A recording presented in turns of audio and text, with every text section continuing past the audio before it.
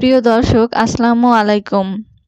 আজ আমরা জানব রাসূলুল্লাহ সাল্লাল্লাহু আলাইহি সাল্লামের বংশলতিকার আরেকটি পার্ট। বংশধারা সম্পর্কে আলেমদের মতে মানবকুলের শিরোমণি হযরত মুহাম্মদ সাল্লাল্লাহু আলাইহি সাল্লাম আদনান এর বংশধর, আর আদনান হলো হযরত ইসমাইল ইবনে ইব্রাহিম আলাইহিস সালাম এর বংশধর।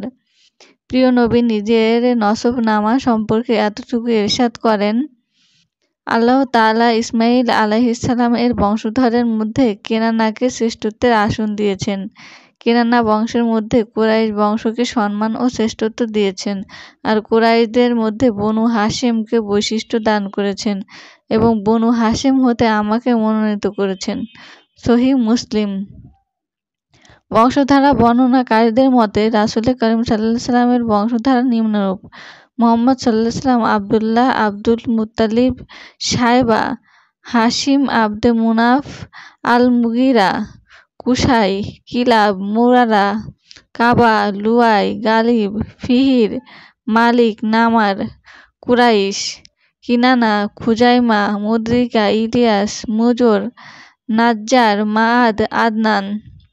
মাতার নসবনামায় কিলার পর্যন্ত গিয়ে পৈতৃক বংশের সাথে মিলিত হয়ে গেছে, যথা আমিনা, ওহাব, আব্দে মুনাফ, জুহরা, কিলাব। কিলাবকে হাকিমও বলা হয়।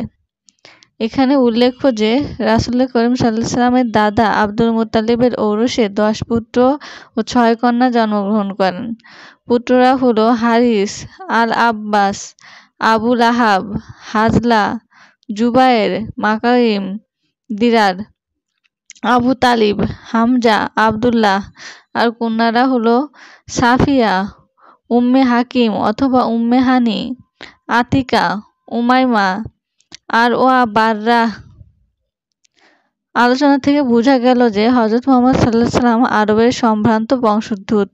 আরব দেশে সম্মানিত কুরাইশ গোত্রের সর্বাপেক্ষা সুনামী শাখা বনু হাশেমে তার জন্ম হয়।